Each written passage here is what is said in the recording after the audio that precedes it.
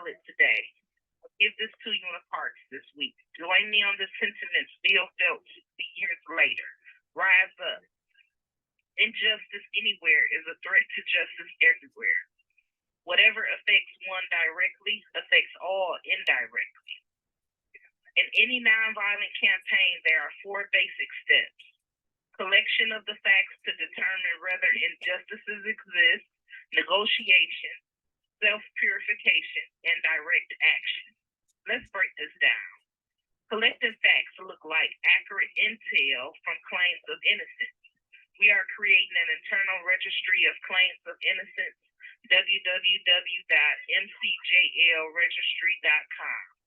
Timely investigations and transparency in the process.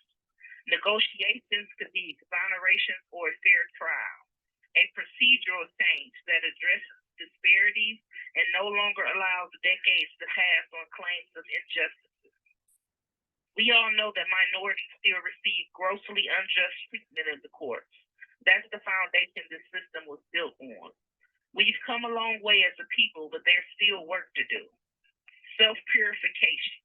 Questions this one, but this one's for us wrongly convicted. Are we willing to sacrifice? Reach out despite the many rejections, not allowing bitterness or hatred to set in, and continued love regardless as to the outcome. Direct action. Now that's for you. Advocates and loved ones, all of humanity that is aware of these injustices that continue to occur by the hands of the system as it stands. It's up to you to band together for diversity, all inclusion, and change. We need active partners in the struggle for freedom. Look back over history. All change happened when the people said enough. Direct action seeks to dramatize the issue that it can no longer be ignored. There is a type of constructive, nonviolent tension which is necessary for growth. The purpose of our direct action program is to create a situation so crisis-packed that it will inevitably open the door to negotiation. Is that the end of part 1? That's the end of part 1. Okay, word. Good job. 1 second. Okay, I'm with you. Never given by the oppressor. It must be demanded by the oppressed. We see that as the prosecution in wrongly convicted individuals. If we sit silently, 50 years can pass us by. Life that cannot be regained, precious moments that cannot be reflected. For years now, I've heard the word wait. It rings in the ear of every wrongly convicted individual with piercing familiarity. This wait has almost always meant never. We must come to see with one of our distinguished jurists that justice too long delayed is justice denied. How long must we wait? Is women even the discussion in the equation of exoneration? Perhaps it's easy for those who have never felt the stinging darts of a wrongful conviction to say wait. But when you have seen the treatment of individuals in MDLC, when you have seen the spiritual and emotional deaths at the hands of correction officers, when you see daily dehumanization and an absence of interpersonal intelligence from staff and positions of authority over individuals, when you suddenly find your morale, morals, and value system obliterated by authority daily, you will too question this weight. Situations beginning to distort our personality by developing an unconscious bitterness toward the law. When you are humiliated day in and day out by NAG and COs. When your name becomes a number, when you are harried by day and hunted by night by the fact that you are a prisoner unjustly, living constantly at a tiptoe stance, never quite knowing what to expect next, and are plagued with inner fears and outer resentments. When you are forever fighting a degenerating sense of nobodiness, then you will understand why we find it difficult to wait.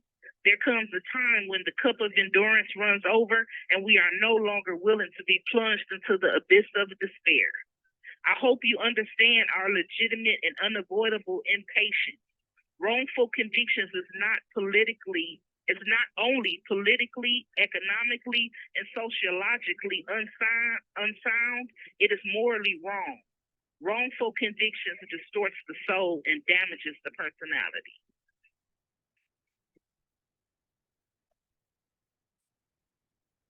All right. Yeah. I'm with you. I'm with you. Okay. All right. Part 3. Sometimes a law is just on its face and unjust in its application. Over the years, there were members of prosecution who was more devoted to order than to justice. Who is more devoted to etiquette than to justice. Who prefers a negative peace, which is the absence of tension, to a positive peace, which is the presence of justice. Who constantly says, I agree with you on the goal you seek, but I cannot agree with your methods of direct action. Who paternalistically believes they can set the timetable for another individual's freedom. Who lives by a mythical concept of time, and who constantly advises the wrongfully convicted to wait for a more convenient season. The time is now. Shallow understandings from people of goodwill is more frustrating than absolute misunderstanding from people of ill will. Lukewarm acceptance is much more bewildering than outright rejection. I had hoped CIUs, innocent clinics, and projects would see the need to investigate more claims of innocence from women. I had hoped that exonerees would speak up on behalf of the many women overlooked. All while we're disconnected from family and society for decades, in which the wrongly convicted women passively accepted their unjust plight in the criminal justice system. We are awakening from that slumber and reaching for our just due. After years of inquiries about exonerations for women, I'd heard 2022 was our year. As the weeks and months went by, we realized that we were the victims of a broken promise. As in so many past experiences, our hopes had been blasted, and the shadow of deep disappointment settled upon us. Injustice must be exposed with all the tension its exposure creates to the light of conscience and the air of national opinion before it can be cured. It is wrong to urge an individual to cease their efforts to gain their basic constitutional rights. We want liberty, justice, and equitable treatment. We reject the myth concerning time in relation to the struggle for freedom. We want it now. Society's relaxed attitude stems from a tragic misconception of time, that the very flow of time will inevitably cure all ills. Actually, time itself is neutral. It can be used either destructively or constructively. More and more, I feel that the people of ill will have used time much more effectively than have the people of goodwill. Direct action changes years into days. Effective legal representation for all classes of people lessens blatant injustices in the courts. We must rise up. Part 4. Let justice roll down like waters and righteousness like an ever-flowing stream. Systematic injustices wouldn't continue to occur, but for the appalling silence of the good people. Human progress never rolls in on wheels of inevitability. It comes through the tireless efforts of those willing to be co-workers with God. And without this hard work, time itself becomes an ally of the forces of social stagnation. We must use time creatively in the knowledge that the time is always right to do what is right. Now is the time to lift our national policy from the quicksand of racial injustice to the solid rock of human dignity. We are seeking those co-workers with God. Walls fall down with the mighty harmony of God. No more procrastinate. Rise up. Oppressed people cannot remain oppressed forever. The yearning for freedom eventually manifests itself, and that is what happened to the wrongly convicted. Something within has reminded us of our birthright of freedom, and something without has reminded us that it can be gained. It's the goal of the women to reach majestic heights of understanding and sisterhood, uniting to bring awareness and direct action toward these injustices that individuals face in WHV. I had hoped that the CIUs, innocent clinics, and projects would see this need. Perhaps I was too optimistic. Perhaps I expected too much. I suppose I should have realized that few members of the oppressor system can understand the deep groans and passionate yearnings of the wrongfully convicted women, and still fewer have the vision to see that injustice must be rooted out by strong, persistent, and determined action. I am thankful, however, that some of our criminal justice reform allies, exonerees, and advocacy groups have grasped the meaning of this social revolution and committed themselves to it. I felt that exonerees would be our strongest allies. Instead, some have been outright opponents, refusing to understand the freedom movement and misrepresenting the women's desire to be included. All too many others have been more cautious than courageous and have remained silent behind the anesthetizing security of their own exoneration. They are still all too few in quantity, but they are big in quality. Some such as Larry Darnell Smith, Aaron Salter, Anthony Legion, and Johnetta Carr have spoke on our struggle for inclusion. They have carved a tunnel of hope through the dark mountain of disappointment, unlike so many of their moderate brothers and sisters. Anyone previously exonerated, we hoped would include the women when you reach back for the continued fight for freedom. Negotiate for larger budgets in the CIUs, innocent clinics, and projects. Double the staff and investigative teams. Over 2,900 people have been exonerated, 15 of those women from Michigan since 1989. Justice that was denied through the judicial process.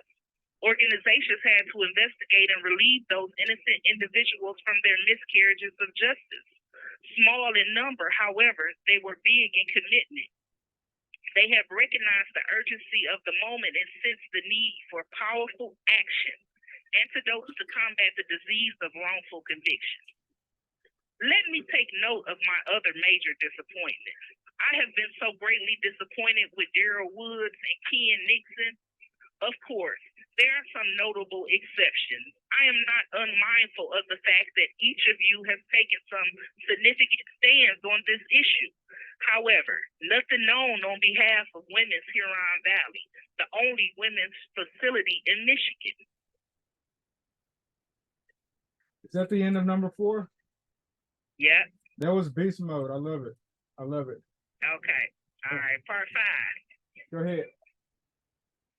In spite of my shattered dreams, I came to exonerees with hope that the falsely accused community would see the justice of our cause and with deep moral concern would serve as the channel through which our... You have 1 minute remaining.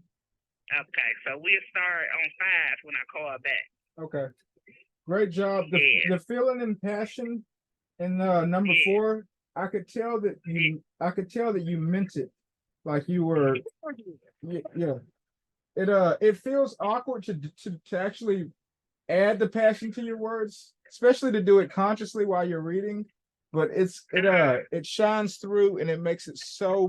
I can't overstate how much easier it is to get somebody on board with your message when they see that you mean it. When you don't tell them you're mad, you show them you're mad. Then it. Exactly. And I noticed the difference in my words versus his words. It's like I feel like this come alive on the things that I'm saying because I'm mixing. Some stuff is his stuff and some stuff is my stuff. Yeah. And just the combination. Thank you for using GTL. Call ended.